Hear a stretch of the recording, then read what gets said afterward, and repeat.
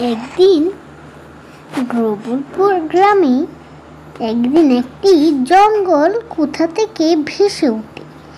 সবাই গ্রামবাসীরা অনেক ভয় পেয়ে গেল।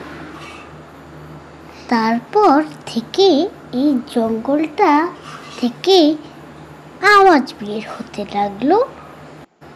একদিন একটি চাষারা সেখানে গেল কাঠ কাটতে। সেখানে তারা কি দেখলো, সেখানে ভয়ঙ্কর একটি প্রাণী বসে আছে। তারা সেটা দেখে অনেক ভয় পেয়ে গেল। সেই প্রাণীটাকে দেখে ছেলেটা অনেক ভয় পেয়ে গেল। প্রাণীটা দৌড়ে তার কাছে চলে এলো।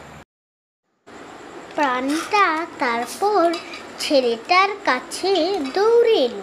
ছেলেটা দৌড়তে থাকলো।